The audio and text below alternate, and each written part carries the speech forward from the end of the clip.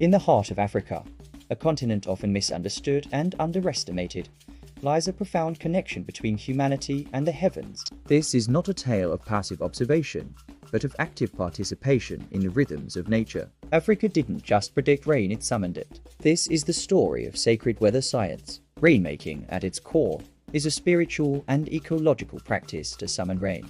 It's a tradition as old as civilization itself, woven into the fabric of African cultures from the lush forests of West Africa to the sprawling savannas of the East. But who were these rainmakers? They were more than mere weather forecasters. They were priests, diviners, dancers, and astronomers, keepers of ancient wisdom that bridged the gap between earth and sky.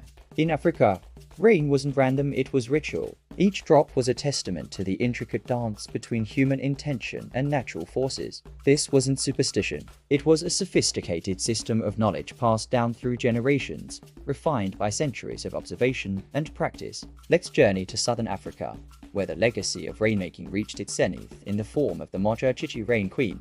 Among the Viralvideo people, a royal lineage of female rainmakers held sway over both the spiritual and political realms. The Rain Queen's power wasn't measured in gold or armies, but in her ability to bring life-giving water to her people. The rituals of the Modjadji were complex and shrouded in mystery. Sacred rain pots, passed down through generations, were central to their ceremonies. These weren't mere containers, they were conduits of ancestral power.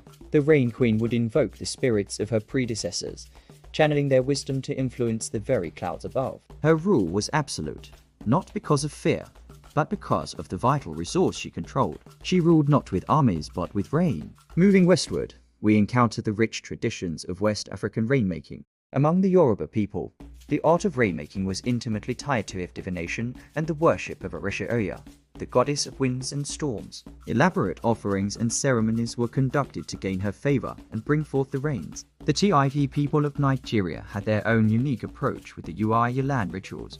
These ceremonies were a symphony of chants, sacred bowls, and the mystical power of certain trees. But rainmaking wasn't just about immediate weather control. It was a form of agricultural planning and spiritual healing, aligning the community with the natural cycles of the earth. In West Africa, the sky responded to song, sacrifice, and spirit. The rainmakers were not just performing rituals, they were conducting a cosmic orchestra, with wind and water as their instruments.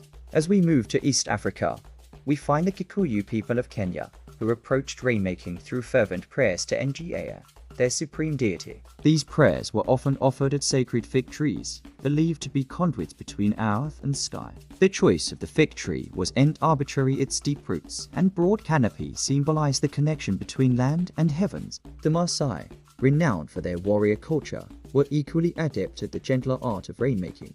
Their rain dances were not mere performances, but intense spiritual experiences that could last for days. These dances were a physical embodiment of the community's collective will, a way of aligning human energy with the forces of nature. In East Africa, rain was more than a meteorological event. It was a covenant between land and people. The rainmakers were the mediators of this sacred pact, ensuring that the balance between human needs and natural cycles was maintained. But what about the science behind these rituals? Were they purely symbolic, or was there a deeper understanding at play? The truth is, Africa's ancient rainmakers were also keen observers and natural scientists. They used lunar cycles to predict rainfall patterns, studied wind directions to anticipate weather changes, and observed animal behavior as indicators of impending storms. The sacred trees used in many rainmaking rituals, like the mighty Mabuyu and the iconic baobab, weren't chosen randomly. These trees are natural water reservoirs and can indicate soil moisture levels. By observing these trees, rainmakers could gauge the likelihood of rain and the overall health of the ecosystem. Even the use of sound in rainmaking ceremonies had a scientific basis.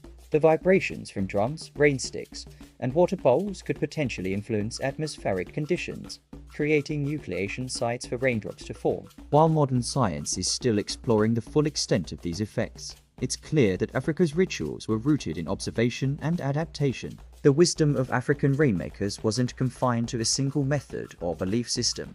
It was a diverse tapestry of practices, each adapted to its specific environment and culture. From the rain queens of Limpopo to the priests of Yorubaland, each tradition added its own thread to this rich fabric of knowledge. In our modern world, where weather satellites and computer models dominate forecasting. It's easy to dismiss these ancient practices as primitive or superstitious. But that would be a grave mistake. The Rainmakers of Africa didn't just predict weather, they understood the intricate relationships between land, sky, and human activity. Their practices weren't just about bringing rain, they were about maintaining balance. They recognized that weather isn't an isolated phenomenon but part of a complex system that includes human actions and intentions. In many ways, they were early practitioners of what we now call ecological thinking.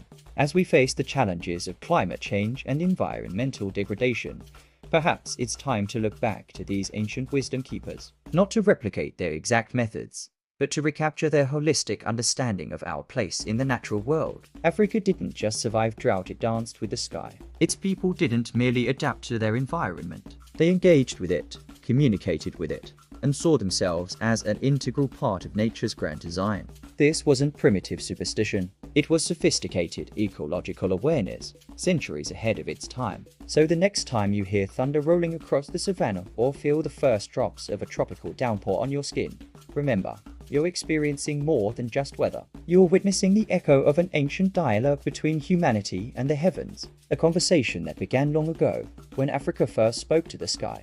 In a world increasingly disconnected from nature, these ancient practices remind us of a profound truth. We are not separate from the environment, we are part of it. And just as our ancestors did, we have the power to influence and be influenced by the world around us. Africa's rhythm still moves the clouds. It's a rhythm of respect, of deep ecological understanding, and of the unbreakable bond between people and their environment. As we face an uncertain climatic future, perhaps it's time we all learn to dance with the sky.